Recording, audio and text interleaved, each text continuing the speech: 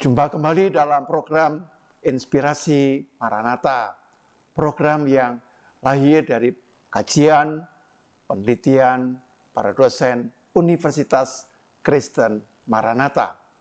Nah, pada kesempatan ini kita akan bersama-sama membahas satu topik yang saya kira sangat penting berkaitan dengan bidang akuntansi. Dan kita sudah ditemani oleh seorang narasumber dan nanti kita akan berkenalan. Dan kita akan memulainya dengan doa. Karena itu izinkan saya berdoa. Mari kita bersama berdoa. Bapa Surgawi yang Maha Baik, Engkau yang menganugerahkan kecerdasan, hikmat, dan pengetahuan kepada setiap insan yang mencari kebenaran. Dan karena itu Bapa, kami sambut dengan ucapan syukur, sehingga pada kesempatan ini kami boleh berjumpa dengan seorang narasumber dalam bidang yang ditekuninya, dalam bidang akuntansi. Tuhan, berkati percakapan kami, agar percakapan ini bukan hanya menginspirasi kami, tapi menolong kami untuk dapat menata kehidupan di mana kami mengalami perubahan-perubahan yang sangat signifikan. Bapak, kami serahkan percakapan ini dalam kemurahan Tuhan. Kami berdoa dalam kuasa-Mu, dalam nama Tuhan Yesus kami berdoa. Amin. Ya, pada kesempatan ini kita akan membahas tentang satu tulisan jurnal yang ditulis dengan sangat luar biasa, ya. Judulnya Empirical Testing of Business Process on Implementation of Accounting Information System. Dan kita akan dipandu oleh seorang dosen akuntansi, yaitu Ibu Dr. Rapina. Nah, selamat datang Bu Rapina dalam program ini. Dan tentunya lebih afdol kalau Ibu mungkin memperkenalkan diri lebih dahulu kepada para netizen. Silakan Ibu Rapina. Baik, terima kasih Pak Pendeta Yohanes. Halo semuanya, selamat siang. Nama saya Rapina. Saya adalah salah satu dosen di Prodi Magister Akuntansi yang bernaung di bawah Fakultas Bisnis Universitas Kristen Maranatha. Saya merupakan alumni S1 dari Maranatha dan S2 saya di Universitas Padjadjaran. Unpad ya? Ya. S3 saya juga kebetulan lanjutnya di Universitas Padjadjaran. Padjadjaran juga. Ya, karena masih di Kota Bandung gitu ya Pak. Nah, kebetulan disertasi terakhir saya itu arahnya ke sistem informasi akuntansi. Nah, saya happy bisa sharing di sini untuk bidang akuntansi. Semoga apa yang di-sharingkan dapat bermanfaat bagi kita semua. Mungkin itu yang bisa saya sampaikan untuk perkenalan. Jadi kalau boleh saya tanya, Ibu di Maranatha sudah berapa tahun kalau begitu, Ibu? Saya dari tahun 2000, berarti sudah 23 tahun ya? Iya, 23 tahun. Ya. Baik, kita sambut ya, dan kita dukung karya dari Ibu Rapina sebagai seorang dosen, dan juga sebagai seorang peneliti tentunya. Nah, kita akan membahas, ini jurnal yang Ibu tulis ya, ini saya kira sangat menarik ya Bu ya, tentang sistem informasi akuntansi ya Bu ya. Iya. Ibu dalam tulisannya itu saya melihat bahwa akuntansi saat ini digunakan dalam berbagai proses komersial, itu pasti ya Bu ya. Iya. Nah, disebutkan bahwa proses komersial yang dimaksudkan berkaitan dengan sistem informasi yang digunakan oleh setiap organisasi pasti. Nah, salah satunya di mana implementasi sistem informasi akuntansi pada saat penyusunan laporan keuangan organisasi, Ibu sebutkan masih mengalami beberapa masalah. Nah, apakah yang Ibu maksudkan bahwa implementasi informasi akuntansi saat penyusunan laporan keuangan organisasi itu masih mengalami beberapa masalah. Ya, Silakan Bu Rapina. ya, baik Pak Yohanes. Permasalahan akuntansi itu masih banyak terjadi bukan hanya di organisasi perbankan, tapi di semua organisasi dan di semua lokasi organisasi itu pasti akan mengalami masalah akuntansi. Nah, akuntansi ini adalah jadi begini, sistem informasi akuntansi itu adalah kebijakan, pedoman yang dibuat oleh organisasi. Nah, yang menerapkannya itu adalah tentu di bagian akuntansi. Ya. Nah, tetapi seringkali kita tidak menyadari bahwa sebetulnya kita semua mengalami masalah dalam akuntansi. Misalnya, salah transfer, salah catat, gitu ya. Kemudian tidak mampu menginventarisasi aset dan kekayaan. Nah, itu adalah masalah akuntansi. Kok bisa itu masalah akuntansi begitu ya? Karena akuntansi ini kalau kita lihat definisinya begitu dari berbagai referensi, dia adalah proses mencatat, klasifikasi, mengelompokkan dan lain-lain sampai dia melaporkan. Jadi intinya akuntansi ini mencatat begitu ya. Nah, kalau sampai terjadi ada salah catat, salah transfer, pelaporan masih buruk, kemudian misalnya tadi tidak mampu menghitung aset yang dimiliki, ya itu berarti masalah akuntansi yang terjadi. Nah, tentunya penelitian ini saya awali dengan adanya fenomena. Kalau penelitian tidak diawali dengan fenomena, dia tidak bisa dikatakan bisa lanjut gitu ya penelitiannya. Nah, fenomena ini merujuk kepada masalah, tetapi masalah itu tidak semuanya bisa menjadi fenomena. Masalah yang bisa menjadi fenomena itu kalau dia ada yang bertentangan dengan teori.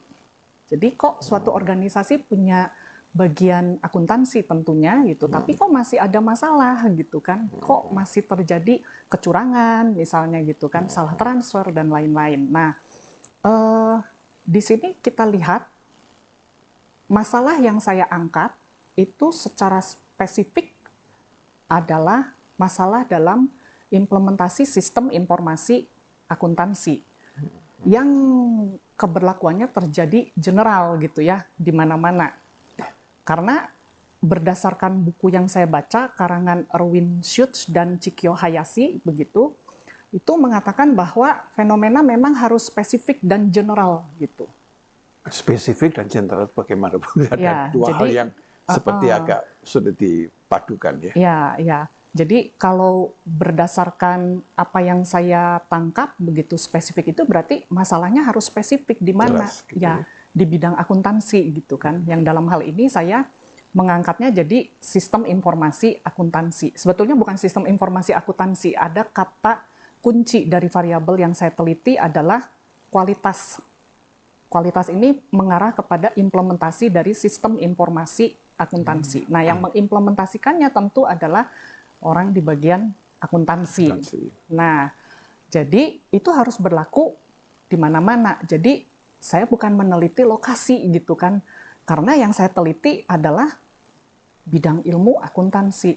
Nah, kalau boleh saya berikan ilustrasi begini Pak Pendeta. Silakan Ibu. Ya, misalnya seorang dokter gigi yang dia katakanlah sedang membuat tugas akhir begitu ya. Kebetulan tugas akhirnya dia teliti di Papua begitu.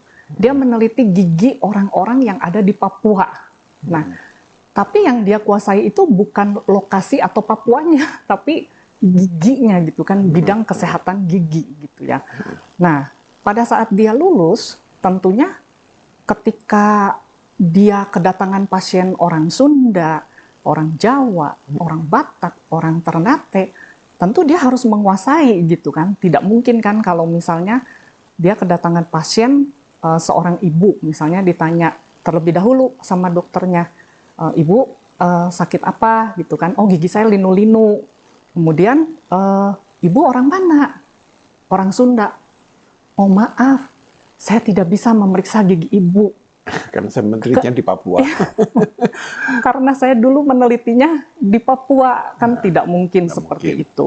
Dan ibu ini ke dokter pun tentu dia mengalami masalah begitu kan, masalah giginya linu. Kalau dia tidak ada masalah, ngapain dia ke dokter gitu kan? Dokter juga tidak akan memeriksa begitu kan? Ya, jadi artinya penelitian pun harus diangkat karena adanya masalah.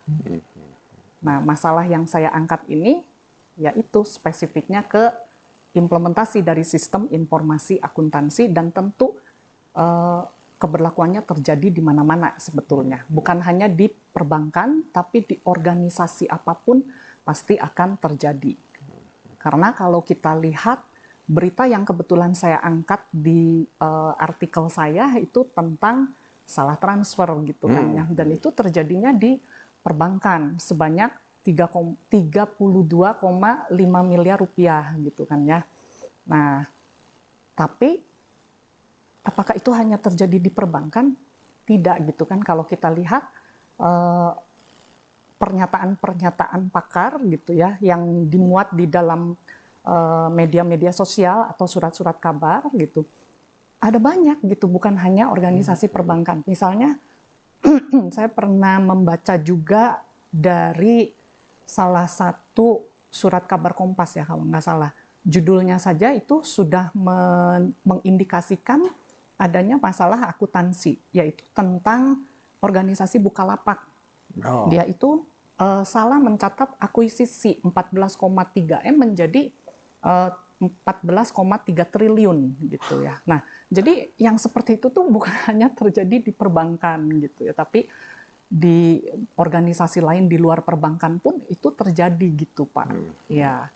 Nah, yang saya soroti itu adalah bahwa kalau ada salah catat, ya itu tadi gitu, semua proses dalam melaporkan itu ada kesalahan, itu yang saya soroti masalahnya gitu. Berarti itulah yang diangkat menjadi kenapa judul ini layak diangkat menjadi penelitian, karena ya itu gitu, ada masalah gitu kan, dan itu adalah masalah akuntansi. Kalau supaya kita bisa memastikan bahwa masalah yang kita teliti itu valid dan datanya juga bisa solid, kira-kira dalam penelitian ini melakukan sampelnya sampai berapa ya Bu ya? Nah, kebetulan untuk artikel yang ini karena bersama dengan mahasiswa, di mana mahasiswa itu juga tugas sebetulnya begitu bersama. Nah, jadi dia hanya mampu mengumpulkan 50 responden di dalam satu bank saja gitu. Oh. Ya, tapi yang baik itu sebetulnya bukan hanya di satu bank, tapi di seluruh ya bank yang ada di Indonesia mungkin gitu ya, dikatakan seperti itu Pak Yohanes. Di seluruh bank umum yang ada di Indonesia, kita harus lihat kan populasinya itu berapa sih bank umum begitu kan. Penelitian yang baik itu sebetulnya bisa berlaku general itu seperti itu kan, populasinya kita lihat dulu bank umumnya ada berapa, kemudian dari situ kita ambil simple random sampling. Simple random sampling itu ibarat kita mengocok kocokan arisan gitu kan. Jadi bank yang ini yang keluar duluan nih, bank BCA, berarti itulah yang harus dijadikan sampel saya. Kemudian bank Danamon begitu, ketika kocokan kedua keluar. Jadi nggak boleh kita menyimpang dari apa yang sudah kita istilahnya kocok gitu kan ya, maksudnya yang keluar bank BCA, bank Danamon, bank Mandiri, ya itu yang harus kita jadikan sampel gitu. Ya, baik Bu Rapina, saya sangat tertarik bahwa tentang tujuan ya Bu ya, dalam tulisan Ibu ya, bahwa menyatakan bahwa tujuan dari penelitian ini untuk melakukan pengujian empiris ya, bahwa proses bisnis dapat berpengaruh secara signifikan terhadap penggunaan sistem informasi akuntansi untuk keunggulan kompetitif. Ya. Apakah boleh dibantu Bu dijelaskan supaya pemirsa Ya. menjadi lebih memahami ya proses ini penting ya untuk diketahui begitu. Silakan Ibu. Ya, baik Pak Yohanes. Jadi yang namanya empiris itu sepengetahuan saya dari berbagai referensi juga begitu ya. Referensinya salah satunya dari buku. Siapa ya itu ya? Saya jadi lupa Pak. Ya pokoknya ada dikatakan bahwa yang namanya empiris ini berarti mengumpulkan fakta dan bukti dari lapangan kemudian diuji begitu kan. Bukti dan fakta dari lapangan ini tuh diuji. Nah, hasilnya itu seperti apa begitu, itulah pengujian empiris. Nah, kemudian kenapa dikatakan saya kok melakukannya proses bisnis berpengaruh begitu kan terhadap implementasi SIA begitu ya. Jadi saya bukan bukan menciptakan ilmu baru begitu dalam penelitian ini, tapi ini adalah basic research. Basic research itu artinya penelitian ini sudah pernah ada sebelum-sebelumnya gitu, sudah pernah diteliti oleh peneliti-peneliti sebelumnya begitu ya. Nah, di situ memang secara teori dikatakan bahwa proses bisnis itu akan mempengaruhi implementasi dari daripada sistem informasi akuntansi. Ya, dari teori itu, ya itu sudah ada keterkaitan gitu kan ya. Nah masalahnya yang tadi Pak Yohanes pertanyakan adalah proses bisnis ini kok bisa menciptakan keunggulan kompetitif gitu ya. Kok bisa itu ya? Nah, karena sebagian orang itu merasa proses bisnis dengan sistem informasi akuntansi ini adalah hal yang sama katanya. Jeruk makan jeruk. Ngapain diteliti gitu kan, proses bisnis sama gitu dengan sistem informasi akuntansi. Ketika saya baca buku lagi gitu, Hollander, itu kalangan Hollander, Accounting Information System, dikatakan di situ bahwa proses bisnis itu berbeda gitu dengan sistem informasi akuntansi. Jadi proses bisnis ini adalah serangkaian aktivitas yang tujuannya adalah untuk memuaskan customer nantinya. Kalau customer puas tentu itu adalah salah satu keunggulan kompetitif begitu kan untuk organisasi. Nah, kalau sistem informasi akuntansi ini tujuan akhirnya ternyata menghasilkan atau melahirkan informasi akuntansi. Jadi proses bisnis dan sistem informasi akuntansi ini dua hal yang berbeda begitu. Nah, mungkin yang jadi pertanyaan lagi, ngapain diteliti gitu ya? Maksudnya proses bisnis terhadap implementasi SIA ini sudah banyak yang meneliti sebelumnya gitu. Ya kembali kepada perkataan dari research.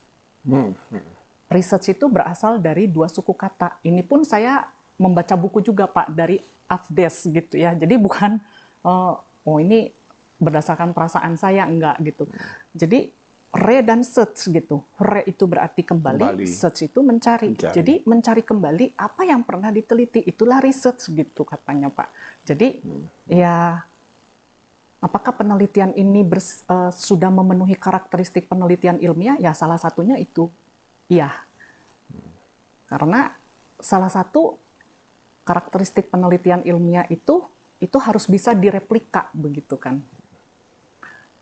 Jadi ya ada banyak sih Pak gitu karakteristik penelitian ilmiah dari bukunya Sekaran dan Bogi Pak. Betul. Ya itu tahun 2000 berapa yang terakhir ya? 2020 lah kayaknya, 2018-2020 begitu. Itu ada 8 karakteristik penelitian ilmiah. Kalau dilihat misalnya dengan perkembangan zaman sekarang ya Bu ya, dengan bantuan teknologi dan juga aplikasi-aplikasi dalam pembuatan itu ya Pak. Apakah prinsip-prinsip akuntansi yang selama ini dipegang dengan kokoh anggap aja ini sebagai prinsip atau seperti petik doktrinnya begitu ya, itu masih bisa fleksibel dan mengikuti perkembangan yang ada atau terpaksa ada perubahan-perubahan yang cukup signifikan dalam supaya bisa mengikuti penggunaan dari sistem informasi akuntansi yang menggunakan teknologi. Ya, jadi kalau sepengetahuan saya gitu ya Pak, sistem informasi akuntansi ini memang harus sudah menggunakan teknologi. Karena sudah ada kata informasi. Ya, Beda ya. kalau dulu belum menggunakan teknologi, kita sebutnya sistem akuntansi. Oh gitu aja ya. Iya, kalau Ya, sudah ya. berubah menjadi sistem informasi akuntansi ya pasti otomatis menggunakan teknologi gitu kan.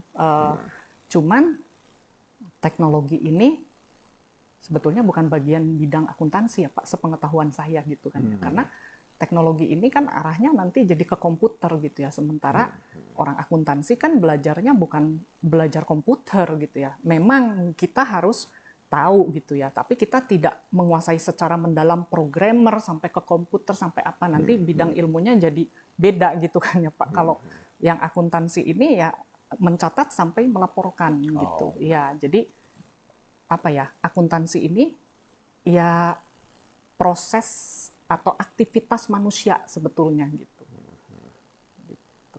Baik, Ibu tadi beberapa kali Ibu menyebutkan tentang Accounting Information System ya, IC atau Sistem Informasi Akuntansi. Ya. Boleh dibantu dijelaskan supaya pemirsa menjadi lebih jelas, karena kan tidak semua pemirsa ini dari latar belakang akuntansi. Silakan Bu, bisa dibantu dalam hal itu.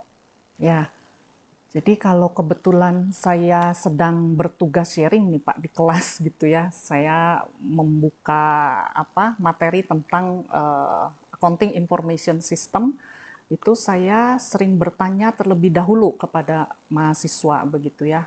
Accounting Information System ini sebenarnya bicara tentang apa sih gitu. Ya, sistem informasi akuntansi ini bicara tentang apa? Karena kita harus tahu hukum DM gitu kan ya. Untuk membuat judul saja kita harus tahu hukum DM begitu kan ya. Apakah judul ini berbau akuntansi atau tidak gitu kan? Kalau tidak berbau akuntansi, ngapain mahasiswa kuliah di jurusan akuntansi dong gitu kan? Tentunya dia harus mengembangkan bidang ilmu akuntansi. Nah, kembali dengan hukum DM, sistem informasi akuntansi ini sebenarnya bicara tentang apa? Macam-macam begitu Pak jawabannya, beraneka ragam gitu ya. Nah, kalau kita lihat yang benar itu adalah kita bicara tentang sistem begitu kan ya. Sistem yang dibicarakan gitu di dalam sistem informasi akuntansi, diterangkan menerangkan gitu kan. Ya, nah kemudian dari situ kita harus bisa memecah begitu kan. Apa sih itu sistem? Apa itu informasi? Apa itu sistem informasi? Apa itu akuntansi? Sampai kepada apa itu sistem informasi akuntansi? Nah, seringkali ketika saya tanya sistem itu apa sebenarnya begitu. Nah, mahasiswa juga beraneka ragam jawabannya. Ada yang bilang rangkaian, alur, kemudian apa struktur gitu kan ya. Padahal struktur dan sistem berbeda begitu ya Pak. Karena kalau sistem kan dinamis, struktur diam begitu. Sudah bentuknya kaku ya. Jadi beraneka ragam lah. Nah, sebetulnya kita harus kembali lagi ke definisi dari berbagai referensi. Biasanya saya meminta mahasiswa mengumpulkan dulu sistem dulu nih gitu, definisinya apa aja sih gitu dari semua referensi, bukan dari googling atau apa gitu, tapi dari buku gitu kan. Nah, kalau saya simpulkan dari berbagai referensi, sistem ini adalah kumpulan atau grup dari sub-subsistem atau komponen baik fisik maupun non-fisik yang saling berhubungan atau bekerja sama secara harmonis untuk mencapai satu tujuan. Jadi kata kuncinya itu adalah harmonis sebenarnya Pak gitu. Jadi sistem itu kalau kita gambarkan dengan satu kata itu adalah harmonis. Karena grup atau kumpulan apapun tidak akan bisa bekerja mencapai tujuan kalau dia tidak harmonis begitu. Contoh gitu ya, ketika kita bekerja terus kita sudah disediakan berbagai perangkat komputer yang canggih dan lain-lain, tapi di dalam tempat kerja terus antara saya dengan rekan sekerja yang di samping bermusuhan misalnya gitu ya Pak, kan tidak harmonis Pak. Walaupun sudah dibuatkan sistemnya, itu tidak akan berjalan begitu. Jadi harmonis ini ada integrasi. Apa yang diintegrasikan sebenarnya? Hati gitu. Sebetulnya yang diintegrasikan di dalam tempat kerja itu harusnya adalah hati gitu kan. Nah, itulah sistem. Sama seperti misalnya kalau saya berikan ilustrasi sistem respirasi yang kita miliki gitu ya. Semua manusia pasti memiliki sistem respirasi. Nah, sistem respirasi ini kan terdiri dari mulai dari hidung gitu ya, terus tenggorok, terus laring, faring kali gitu ya, apalagi sampai ke paru-paru dan diafragma begitu. Nah, itu kan sub-sub sistem dari sistem respirasi. Mereka kan harus saling bekerja sama dengan baik tentunya, secara harmonis gitu ya. Kalau tidak harmonis, misalnya terserang virus flu gitu ya, nah, berarti ada yang terganggu di antara hidung, tenggorok, dan paru-paru, karena dalam mengambil pernapasan itu ternyata terganggu, maka sistem respirasi tidak akan bisa berjalan dengan baik begitu. Nah, itulah sistem gitu, keharmonisan begitu kan. Nah, itu tuh baru tentang sistem, Pak Yohanes. Jadi panjang gitu ya. Terus misalnya dilanjutkan lagi ke informasi begitu kan ya. Informasi ini apa sih gitu kan? Informasi ini adalah data yang telah dikumpulkan tapi sudah diatur dan diproses, baru dia akan menjadi informasi. Kalau tidak diatur dan diproses, dia belum menjadi informasi gitu. Nah, contohnya apa? Misalnya tumpukan struk pembelian konsumen di toko kue itu baru data gitu. Tapi waktu ditotalkan, misalnya dijumlahkan, diproses, dia sudah menjadi informasi. Total penjualan begitu kan. Nah, itulah informasi. Kemudian maju lagi ke sistem informasi begitu kan ya. Nah, sistem informasi ini apa? Ya harus dicari lagi definisinya dari berbagai referensi begitu. Jadi sistem informasi ini ternyata intinya adalah mengolah data menjadi informasi begitu. Nah, contohnya seperti apa sistem informasi? Ya mungkin dalam dunia pendidikan kita juga mengalami penggunaan sistem informasi yang kental ketika terjadi pandemi ya dan lockdown. Jadi mahasiswa itu belajarnya sekarang melalui platform e-learning begitu kan ya. Jadi karena ada pembelajaran jarak jauh, maka kita harus mengadopsi atau memfasilitasi yang namanya sistem e-learning gitu. Nah, kalau enggak, ya kita akan ketinggalan begitu kan ya. Contoh lainnya apa selain e-learning begitu ya? Ya internet banking itu adalah salah satu contoh sistem informasi. Kemudian apalagi misalnya ketika kita mau order tiket pesawat, tiket kereta api, kemudian tiket bioskop dan tiket apalagi perhotelan misalnya gitu. Kita kan tidak perlu datang ke stasiun atau ke maskapai penerbangan, tapi kita sudah bisa menggunakan sistem informasi yang mereka sediakan gitu. Nah, itulah contoh dari sistem informasi. Kemudian lanjut ke akuntansi gitu ya Pak. Nah, akuntansi ini apa? Nah, yang dahulu kala begitu, akuntansi itu definisinya panjang Pak. Dari semenjak saya kuliah juga panjang Pak. Jadi kalau mau sidang begitu ya, skripsi, kita kan harus hafal gitu. Akuntansi adalah proses mencatat ini sampai melaporkan untuk digunakan oleh pihak yang berkepentingan begitu. Tetapi semenjak tahun 2000 ternyata ketika saya lihat buku-buku begitu, loh berubah sistem akuntansi ini berubah, definisinya singkat Pak, menjadi sistem informasi. Jadi accounting is defined as an information system begitu. Nah, jadi kok bisa ya gitu? Akuntansi adalah sistem informasi. Karena sistem informasi ini kalau saya lihat, dia akan melahirkan informasi, akuntansi juga sama. Melahirkan informasi, akuntansi, dan keduanya adalah proses, sama-sama proses. Nah, barulah dari situ, kita baru bisa menyimpulkan lebih lanjut begitu kan, sistem informasi akuntansi ini apa sebenarnya gitu kan. Nah, ya salah satu contohnya yang tadi gitu kan, semua yang berkaitan dengan pengolahan data-data keuangan itu pasti adalah identik dengan sistem informasi akuntansi. Seperti itu Pak. Iya, kita seru ya, ulasan dari Bu Rapina memberikan pada kita pengertian yang lebih luas tapi juga lebih mendalam tentang apa yang disebut dengan sistem informasi akuntansi. Nah, kita akan lanjutkan setelah informasi yang berikut ini.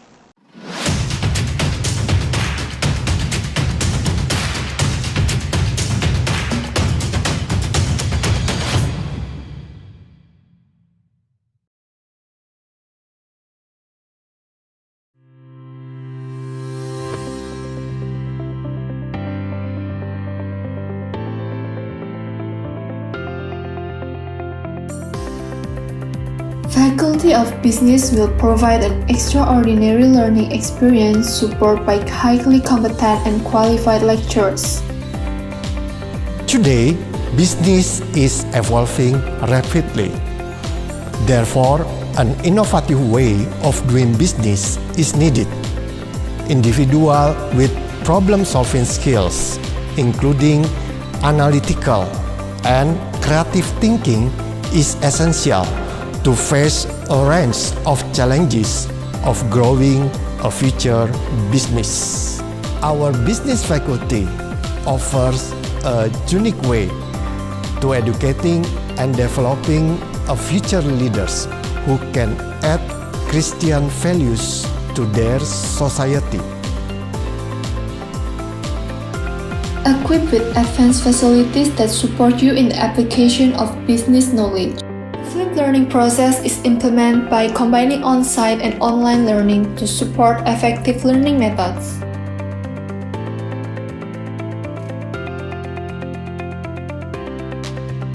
The flipped learning process will familiarize you with active discussion, especially about business science, which often occurs in the real business world.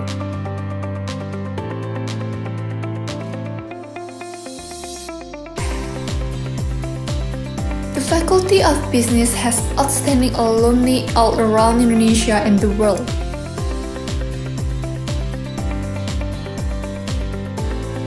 Let's start the journey with us today and be ready for tomorrow. Hi, I'm Reza Rusandi, the alumni of Faculty of Business Maranatha. I'm working for Indonesia FSA or Otoritas Jasa Keuangan, and currently I'm taking the PhD program in the Alliance Manchester Business School, the University of Manchester in UK. I'm very proud to be part of the Faculty of Business family.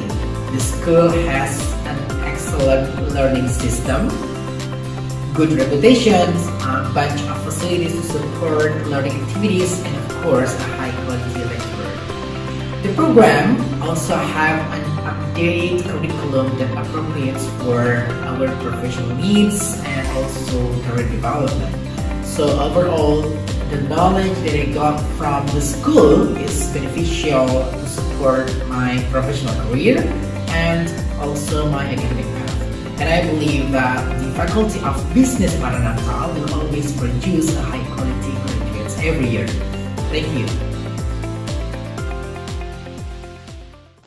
Kita lanjutkan sesi yang kedua dalam program Inspirasi Maranatha bersama narasumber kita, Ibu Dr. Rapina, tentang sistem informasi akuntansi. Ibu Rapina, Ibu mengutip satu kutipan dari Pak Seifert ya bacanya, ya, bahwa sistem informasi akuntansi itu mau tidak mau harus saling berhubungan dengan sistem informasi yang lain ya, apakah itu pemasaran, personalia, pengembangan, penelitian, pergudangan, pembelian dan produksi agar bisa menghasilkan satu informasi yang bisa mengekspresikan keuangan ya, yang lebih holistik, yang lebih utuh begitu. Nah, apakah bisa dijelaskan Bu ya bahwa itu pasti pasti ada hubungannya, tapi bagaimana Bu cara pemikirannya, koneksi atau jaringan itu dapat dibentuk itu ya Bu ya? Ya, baik. Silakan Ibu. Ya, baik Pak Yohanes. Nah, kalau ini saya harus memulai lagi dari referensi yang saya baca juga begitu ya. Nah, salah satunya adalah almarhum dosen saya ya yang menulis ya waktu saya bimbingan begitu ya, salah satu di dalam bukunya gitu ya. Dia menyebutkan bahwa organisasi itu tidak hanya membutuhkan informasi akuntansi, tapi organisasi itu juga membutuhkan informasi non akuntansi gitu ya. Nah, tentunya seperti yang tadi sudah dijelaskan gitu kan bahwa akuntansi ini kaitannya erat dengan sistem informasi akuntansi. Tetapi yang non akuntansi bagaimana begitu kan? Yang non akuntansi ini dia kalau di dalam organisasi mungkin dikenal yang namanya sistem informasi manajemen. Dialah yang mengurus semua hal-hal yang terkait dengan data-data non akuntansi gitu. Nah, sistem informasi manajemen ini sebenarnya induk dari sistem informasi akuntansi gitu ya. Jadi di dalam sistem informasi manajemen ini banyak sistem-sistem lain, misalnya yang kita kenal sistem informasi personalia gitu kan ya, sistem informasi pemasaran, sistem informasi pembelian, sistem informasi penelitian dan pengembangan misalnya, seperti itu. Nah, semuanya itu harus saling terkait. Kenapa? Karena sistem informasi akuntansi itu merupakan bagian terbesar dari sistem informasi manajemen. Kok bisa gitu ya? Karena sistem informasi akuntansi ini urusannya, detail-detailnya adalah mengurus yang terkait dengan uang. Dan semua unit bisnis di organisasi itu pasti akan terkait dengan uang. Tidak mungkin tidak terkait dengan uang. Makanya akuntansi ini merupakan bagian yang ada di mana-mana sebetulnya di dalam organisasi begitu ya. Tetapi kadangkala ini agak melenceng ya Pak. Orang takut Pak belajar akuntansi. Semua pada lari ketakutan belajar akuntansi. Atau mungkin karena satu penjelasan atau informasi yang semula itu kurang tepat ya Bu ya. Iya. Nah kita kan harus mengubah ya cara berpikir itu kan. Iya. Bagaimana Ibu? Iya. Nah seperti itu gitu ya. Jadi contoh gitu dengan sistem apa kaitannya sistem informasi akuntansi dengan sistem informasi pemasaran lah gitu katakan. Pemasaran itu berarti nanti dia akan mencatat pendapatan dari penjualan gitu kan ya. Nah dia kan menginput gitu kan. Ya. Nah, kemudian inputnya itu, kenapa dia harus menginput gitu, mencatat data-data yang ada di dalam bagian pemasaran atau penjualan, begitu ya. Kenapa harus dicatat? Karena nanti ujung-ujungnya itu akan masuk ke bagian akuntansi, begitu kan. Dan bagian akuntansi ini yang menggunakan aplikasi SIA begitu kan, aplikasi gitu kan ya. Nah, itu kan jadi saling terkait begitu, Pak. Nah, contoh lagi kalau yang tidak ada yang lebih yang lebih sederhana lah, misalnya di kelas Pak kita mengajar karena kita dosen gitu ya. Emang sisi akuntansinya di mana gitu kan kalau di kelas gitu. Nah, saya suka tanya juga sama mahasiswa gitu kan ya. Di sini ada nggak gitu yang kaitannya dengan akuntansi di kelas ini? Jawabannya memang beraneka ragam gitu ya. Ada Bu, karena kita memakai lampu begitu. Lampu ini kan harus dihitung listriknya. Ya, itu kan. Tapi ada yang tidak terpikir yang dicatat di kelas gitu. Dan semua dosen pasti akan melakukannya. Yaitu daftar hadir kan Pak. Iya. Pasti ya. Daftar hadir itu, yaitu salah satu bukti mencatat gitu kan. Dan presensi. Iya, presensi itu ya kaitannya nanti ke akuntansi juga kan Pak gitu. Orang yang ada di dalam situ siapa aja mahasiswanya, dosennya hadir nggak tanggal berapa aja, itu pasti akan terkait dengan uang gitu kan Pak ujung-ujungnya. Jadi semua unit bisnis begitu di dalam organisasi pasti akan terkait gitu. Akan ada sisi akuntansinya, makanya dikatakan dia pasti akan terikat dengan sistem informasi yang lainnya gitu. Nah mungkin itu Pak yang bisa dijelaskan. Ya, terima kasih. Saya kira memang uang bukan segala-galanya ya, tetapi tanpa uang segala-galanya menjadi masalah begitu. Nah karena itulah akuntansi mencoba memberikan bantuan supaya bagaimana bukan hanya dapat mencatat, tapi bagaimana flow atau aliran dalam pengelolaan itu dapat tertib, bisa terjaga. Ya, baik pemasaran, Ibu catat di sini juga berkaitan dengan personalia, ya kan? Personalia kan juga berkaitan dengan keuangan juga. Iya, karena kan mencatat kehadiran karyawan itu terkait dengan gaji. Nanti ujung-ujungnya bermuaranya ke bagian akuntansi juga gitu. Semua akan terkait dengan akuntansi. Bahkan kalau kita lihat gitu ya, dokter yang menulis resep. Menulis resep aja itu di rumah sakit nih Pak, misalnya gitu kan, dilihat tinggi badannya berapa, kenapa sih harus nyatet tinggi badan, berat badannya berapa, ya itu akan terkait dengan perhitungan obat-obatan yang akan ditagihkan nantinya gitu kan. Jadi semua yang dicatat itu pasti akan terkait dengan akuntansi gitu. Makanya akuntansi ini sebenarnya bukan hitung-hitungan gitu Pak. Wah ini hitung-hitungan pakai rumus gitu. Makanya semua orang kayaknya takut gitu Pak belajar akuntansi. Wah kayaknya udah capek lah saya belajar hitung-hitungan gitu kayaknya gitu ya. Padahal nggak seperti itu. Akuntansi itu proses mencatat gitu. Mencatatnya harus seperti apa gitu kan. Nah, mencatatnya harus seperti apa? Ada pedomannya. Pedomannya adalah sistem begitu kan. Nah, di sini ada nggak bagian sistem informasi akuntansinya? Ada sebetulnya Pak, tapi memang tidak nampak dalam struktur organisasi gitu kan. Siapa yang membuat sistem? Tentu top manajemen gitu kan Pak. Yang membuat sistem, cara mencatatnya tuh harus ke sini.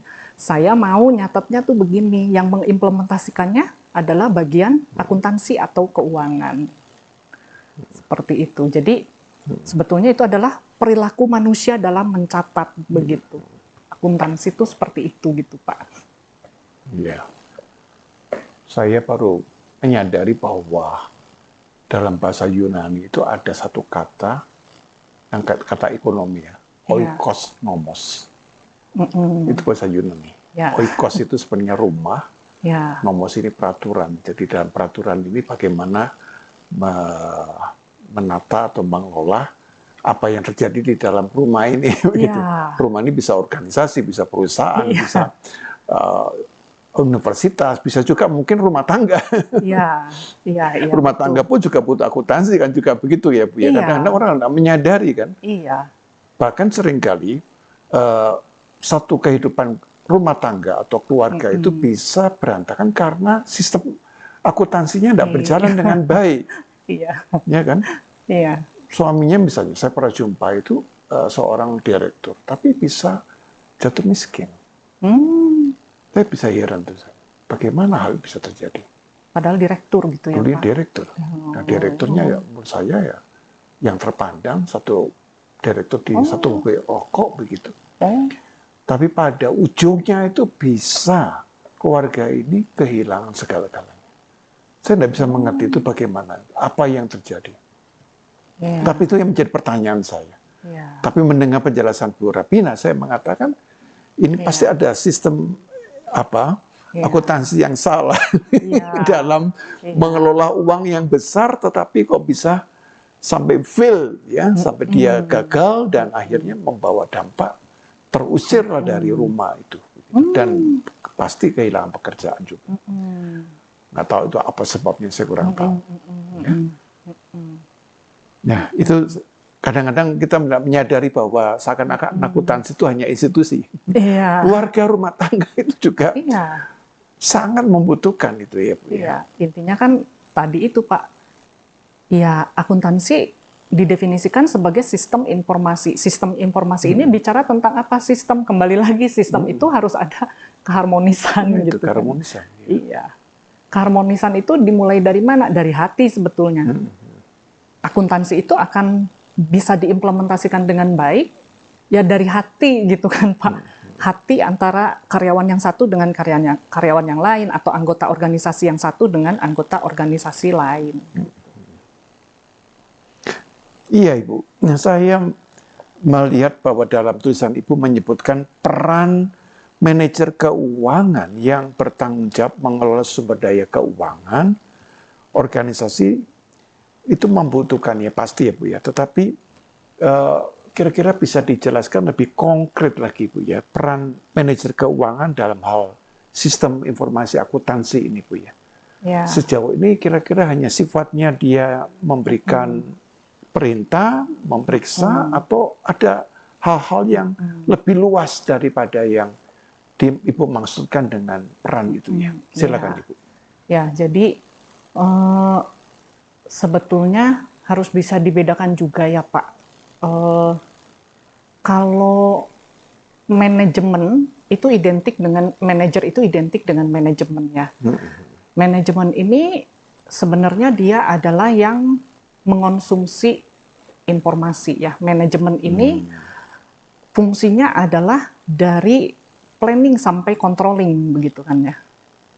Nah kalau akuntansi dia memang biasanya juga ada di back office gitu kan. Dan akuntansi ini fungsinya adalah sebetulnya mencatat sampai melaporkan kepada manajer gitu kan, kepada manajemen begitu kan ya.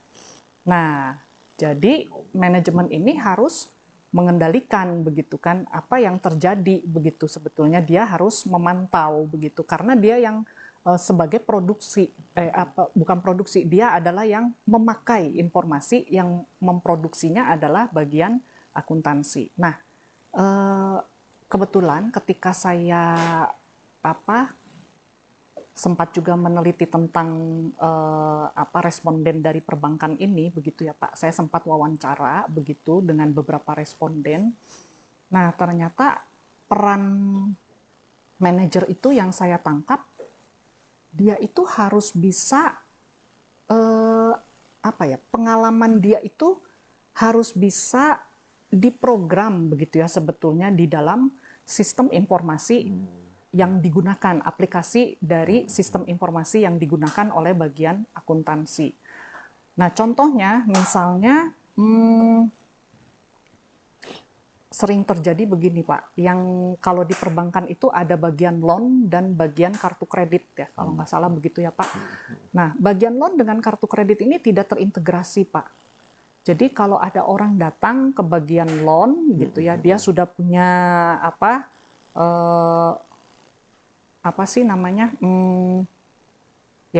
sudah ada lah datanya di bagian loan gitu. Tapi waktu dia mau ngajuin kartu kredit gitu, ya ini ditanya lagi dari awal gitu kan, identitasnya semuanya gitu kan, kok seolah-olah tidak terintegrasi gitu ya, tidak bisa dicek begitu kan. Nah itu apakah loan yang milikinya itu tuh dia baik atau enggak begitu kan ke dalam si perbankan ini gitu ya. Jadi manajer ini pun harus mampu memiliki ketidakpastian begitu ya Pak. Ketidakpastian lingkungan itu dia peroleh dari pengalaman dia bertahun-tahun mungkin gitu kan ya. Jadi pada saat terjadi seperti itu, dia itu harus sudah tahu, dia harus bilang kepada programmer misalnya, saya maunya seperti ini gitu kan. Tetapi yang sering kali terjadi, dia sebagai pengguna begitu, dia tidak bisa mengkomunikasikan kepada programmer apa yang dia inginkan, sehingga programmernya pun kadang-kadang bingung kan, ini apa yang diinginkan gitu kan. Ya sudahlah, saya buat aja seperti ini sesuai keinginan programmer. Jadinya yang dijalankan itu kadang-kadang sesuai keinginan programmer gitu kan. Makanya seringkali sistem informasi kok sering failed gitu kan. Ya. Pengembangan sistem kok sering failed. Nah, ya karena mungkin salah satunya faktor seperti itu. Sehingga manajer itu harus yang punya pengalaman sih menurut saya Pak, untuk bisa mengakomodir aplikasi dari sistem informasi akuntansi itu akan baik gitu. Karena saya bayangkan bahwa manajer kan seorang leader ya Bu ya. Nah sebagai seorang leader dia pasti punya pengalaman ya. Nah pengalaman dia ada pengetahuan, ada keahlian, dan pasti ada kompetensi di sana. Tapi saya bayangkan bahwa pengalaman itu membuat dia mempunyai suatu intuisi. Ya, jadi intuisi itu sebenarnya lebih cepat karena dia sudah punya begini, jadi terbentuk satu cara berpikir yang lebih cepat. Nah, masalahnya bahwa seringkali banyak leader itu dia tidak bisa mengkomunikasikan apa yang menjadi intuisinya itu. Betul ya Bu ya, begitu ya Bu. Betul. Sehingga di situ nggak nyambung. Dia sudah berpikirnya cepat atau berdasarkan intuisi pengalamannya, lalu berhadapan dengan programmer yang dia butuh bantuan. Tahap-tahapnya ini harus dibantu, dimentor gitu Iya. gitu kan. Betul. Setuju, Pak. Iya. Nah, saya kira seorang leader kan itu kekuatannya adalah kemampuan mengkomunikasikan ide, mengkomunikasikan gagasan gitu. Iya. Nah, biasanya kan enggak gitu, karena dia sudah pokoknya udah saya taunya begini cepat, tapi kan yang di bawahnya ini kan enggak selalu bisa mengikuti dengan baik begitu kan. Iya, betul. Sehingga terjadi misunderstanding atau salah pengertian di antara itu. Tetapi itu berpengaruh dari sistem yang harusnya berjalan dengan baik, dengan cepat tidak bisa begitu. Iya, betul, Pak. Kira-kira kalau saya tangkap demikian ya Bu. Iya, betul, Pak. Iya. Nah, Ibu sebutkan juga bahwa pengaruh ya Bu ya dari pandemi itu ya Bu ya, COVID-19 yang terjadi pada tahun 2020 ke atas itu ya, itu berdampak negatif pada pertumbuhan sektor perbankan. Tetapi yang saya tertarik di sini, apa kaitannya dengan perbankan syariah ya Bu ya? Iya. Kira-kira kenapa tuh nilai aset dan likuiditas dapat menurun itu? Saya kurang jelas itu. Bagaimana? Mungkin itu adalah salah satu referensi yang harus muncul di latar belakang ya, karena kan kita kan gitu bicara tentang perbankan begitu kan. Seringkali introduction itu kan membutuhkan beberapa referensi juga, maka salah satu referensi mengatakan seperti itu begitu. Nah, tapi kembali gitu kan, sebetulnya yang saya teliti bukan perbankan syariahnya, Pak. Ya, bukan pasti. Tapi bidang ilmu akuntansinya gitu. Tapi kalau soal penurunan itu bagaimana, Bu? Secara umum ya, terkait dengan syariah. Tapi kalau penurunan itu bagaimana itu? Mungkin bukan hanya terjadi di perbankan ya, Pak, tapi kembali di berbagai bidang ya. Karena akibat pandemi COVID-19 itu ya berdampak ke berbagai organisasi begitu ya, yang sepengetahuan saya, karena semenjak kita adanya lockdown ya kan, dan pembatasan aktivitas sosial, tentu aktivitas ekonomi menjadi menurun begitu, dan itu kan berimbas ke mana-mana begitu kan ya, pendapatan nasabah mungkin menurun, jadi berimbas juga ke perbankan begitu ya. Mungkin orang juga ada yang menarik uang dari bank karena mencari likuiditas begitu kan, mau disimpan di rumah aja karena merasa khawatir gitu kan dengan perbankan. Nah, itu kan jadi juga berdampak begitu kan. Mungkin seperti itu ya Pak ya maksudnya. Ya. Tetapi yang Ibu lihat sekarang dengan kondisi sekarang sudah mulai normal gitu ya Bu ya. Ya. Semenjak new normal ini ya mulai normal ya Pak ya, mulai normal kembali karena kan kita sudah tidak pembatasan aktivitas juga begitu ya, sudah mulai berjalan kembali begitu ya. Kalau kaitannya dengan ini Bu, misalnya kasus yang dialami oleh Bank Mandiri ini, saat terjadi kerusakan pada sistem yang tidak bekerja dengan baik ya.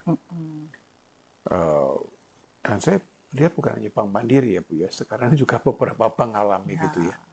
Itu bagaimana Bu ya? Apakah karena masalah sekedar salah catat atau apa? Ya, itu kan human error ya Bu ya. Maksudnya mungkin pertanyaannya adalah apakah itu masalah akuntansi, bukannya itu masalah human error gitu ya Pak? Maksudnya ke situ kali gitu ya? Iya mungkin begitu yang saya maksudkan. Jadi memang ada kontribusi kan ya Pak dari manusia begitu kan ya. Ya memang ada kontribusi lah yang kasus yang terjadi di Bank Mandiri itu gitu kan ya. Kontribusi dari human error, ya sistemnya juga mungkin belum memadai begitu kan ya. Nah, tapi memang yang harusnya dilakukan itu pengendalian internal di dalam suatu organisasi itu kan memang harus kuat begitu ya. Dan pengendalian internal ini yang melakukan harusnya adalah bagian manajemen begitu ya. Pengendalian internal bukan bidang akuntansi Pak sebetulnya. Ya, sesuai dengan fungsi dari manajemen tadi. Dari berbagai referensi juga dikatakan bahwa manajemen ini fungsinya adalah merencanakan sampai mengendalikan gitu kan. Jadi yang mengendalikan itu bukan orang akuntansi harusnya, tapi ya manajemen begitu kan. Nah mungkin pengendalian internalnya kurang begitu sehingga ya terjadilah gitu kan bermacam-macam kasus-kasus penyelewengan begitu kan di dalam organisasi tersebut gitu kan ya, jadi salah catat ya, sistemnya jadi nggak dijalankan dengan benar begitu kan. Padahal kan di dalam organisasi itu ada dua macam begitu kan, ada sistem operasi dan sistem akuntansi gitu ya. Prosedur akuntansi itu dia akan membantu prosedur operasi begitu. Nah, artinya prosedur operasi ini mempengaruhi si sistem akuntansi ini gitu. Jadi kalau sistem akuntansinya tidak fit dengan prosedur operasi yang terjadi, ya berarti susah Pak, pasti akan terjadi kekacauan begitu. Jadi memang makanya artikel saya ini bicara tentang proses bisnis mempengaruhi aplikasi dari SIA ini, karena SIA yang dirancang itu harus menyerap proses bisnis yang terjadi begitu. Jadi proses bisnisnya seperti apa harus dipelajari dulu. Gitu. Proses bisnis misalnya yang terjadi di perbankan, ketika kita mau membuka tabungan begitu ya, maka kita datang ke salah satu bank begitu ya, misalnya ke BCA, salah satu cabang BCA. Kemudian di situ kita mengambil nomor antrian begitu kan ya. Nah, kemudian kita digiring oleh satpam untuk menunggu. Dari situ kita nanti akan digiring ke customer service begitu kan misalnya. Nah, nanti di customer service kita diminta mengisi formulir ini, formulir itu, tanda tangan, terus nanti kita minta difoto, dicap jempol, sampai nanti akhirnya keluar buku tabungan dan kartu ATM begitu kan. Itu adalah proses bisnis untuk membuka tabungan baru di perbankan misalnya seperti itu. Nah, itu tuh harus bisa ditangkap Pak di dalam aplikasi atau software yang digunakan di dalam perbankan tersebut gitu. Kalau tidak bisa menangkap itu, berarti kan enggak sinkron Pak, terjadilah kekacauan pasti. Nah, seperti itu. Jadi karena itu perlu ada satu bukan hanya soal keahlian, kerjasama yang baik antara seorang akuntan dengan manajernya begitu ya Bu. Ya. Kan itu dalam ilmu bisnis itu fakultas bisnis ini dijadikan dua bidang yang ada begitu ya Bu. Iya, betul. Iya. Tetapi kalau dalam studi atau kuliah itu apakah anak-anak manajemen juga diajarkan tentang bahwa ada prinsip akuntansi yang harus mereka ketahui? Jangan-jangan mereka tidak tahu Ibu. Kalau hanya belajar manajemennya aja. Atau sebaliknya, dan akuntansi juga harus mengetahui lingkup dan tujuan dan sistem dari ilmu manajemennya itu bagaimana Ibu? Kalau yang Ibu lihat di universitasnya, di fakultas di fakultas saya gitu ya Pak, di fakultas bisnis ya. Sebetulnya mata kuliah pengantar akuntansi itu sepengetahuan saya ada sih Pak di kedua prodi akuntansi dan manajemennya. Cuman memang ya kita memang kalau belajar harus deep learning kan Pak. Iya betul. Deep learning itu artinya mungkin kita harus bertanya terus gitu kan. Bertanya lagi, kenapa ya seperti ini. Kalau kita zaman dulu kan kuliah begitu ya Pak, deep learning gitu kan ya. Maksudnya mencari dulu dari buku begitu kan. Apa sih, kenapa kok bisa ya debit dan kredit gitu misalnya. Nah kalau anak zaman sekarang kan enggak Pak. Tinggal buka ChatGPT. Keluar semua. Jadi mau bagaimana deep learning gitu ya. Jadi mereka itu maunya yang cepat deh gitu. Pragmatis pokoknya gitu ya. Gini. Oh, caranya yang nggak tahu caranya gimana, pokoknya ya ini gitu kan. Tapi sebetulnya di kedua prodi itu sudah memberikan begitu. Ada mata kuliahnya Pak, pengantar akuntansi sepengetahuan saya gitu.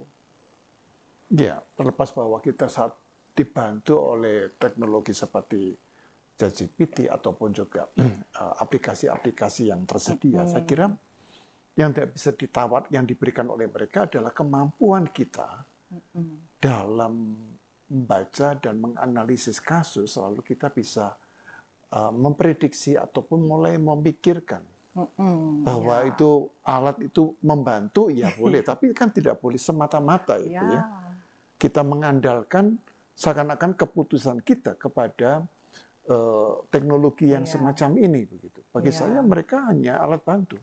Ya, ya, Tapi kitalah sebagai sosok insan manusia yang diberi oleh Tuhan kemampuan untuk reasoning, untuk bernalar, tapi juga sebenarnya mempertimbangkan dari skop yang lebih luas daripada yang diketahui oleh robot-robot artificial intelligence ini. iya, iya.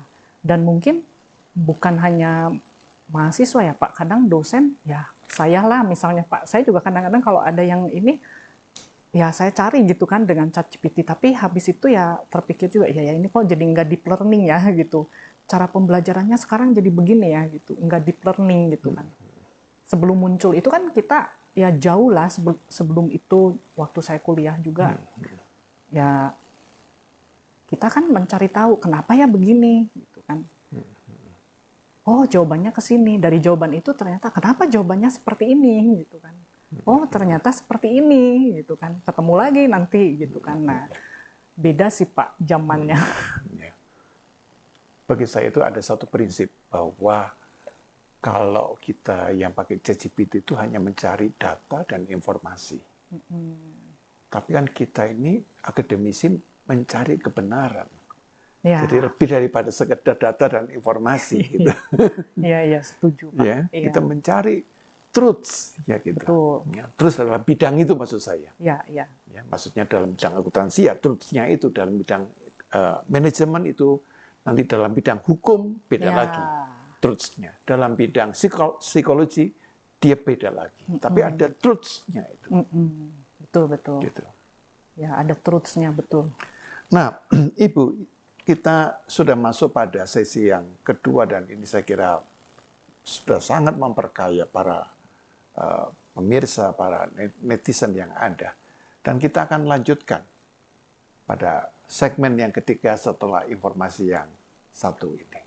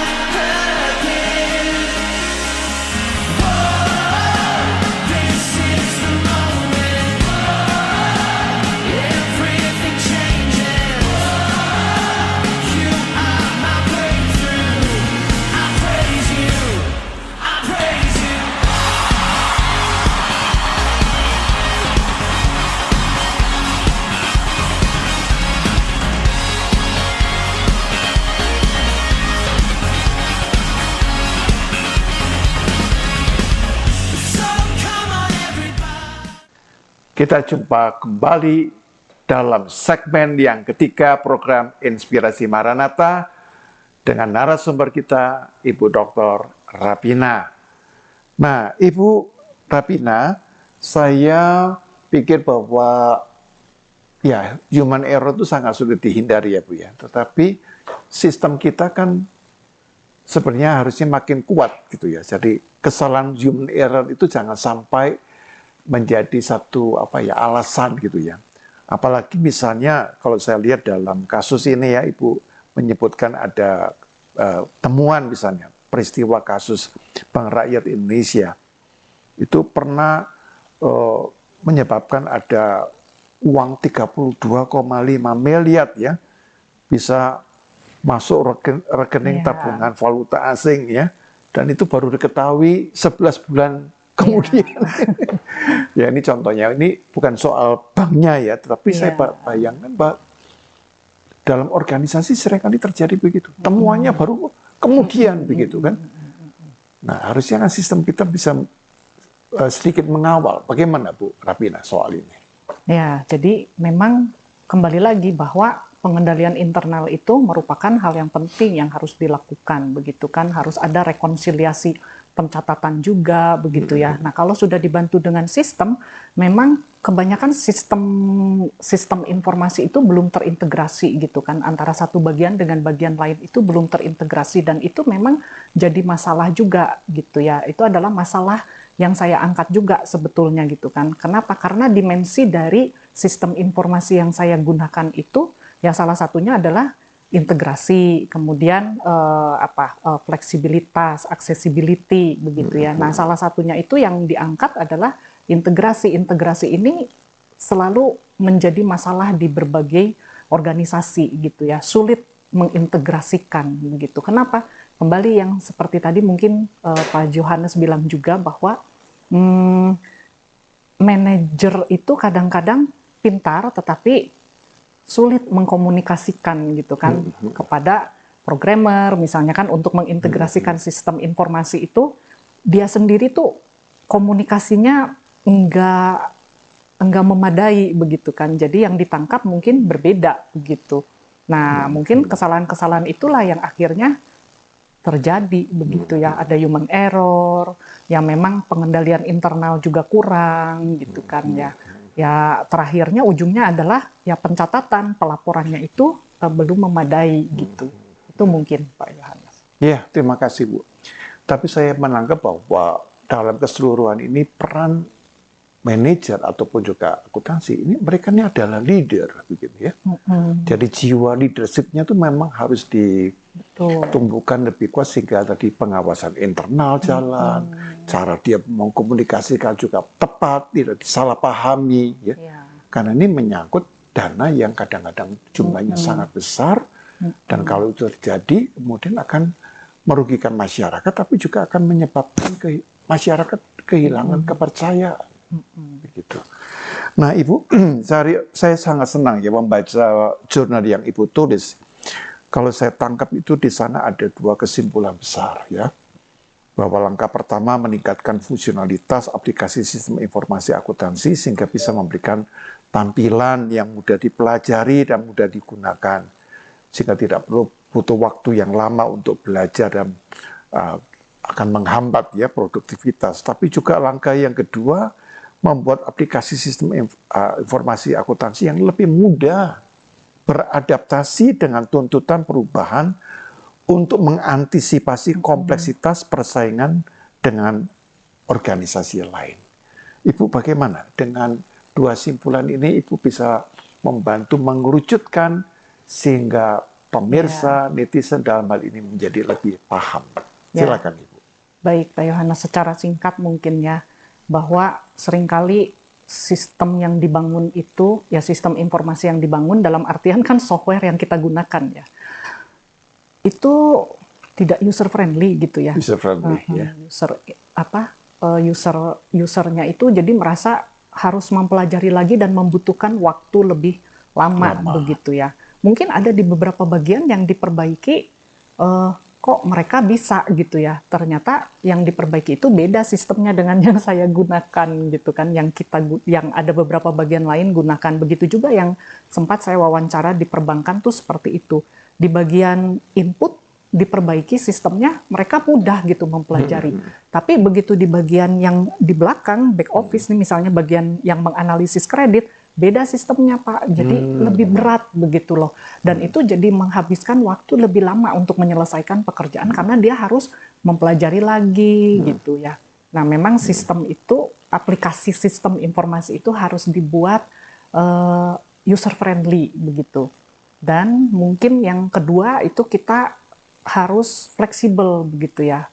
Fleksibel itu jangan sampai seperti gini kan Pak, kalau fleksibel itu ketika kita mau memesan tiket pesawat, kita pilih dari Bandung ke Bali gitu ya. Nah terus tanggalnya sudah kita pilih juga, tanggal sekian. Ternyata salah. Nah waktu salah itu kita kan langsung bisa memperbaiki. Iya, mengkoreksi. Iya, mengkoreksi gitu kan.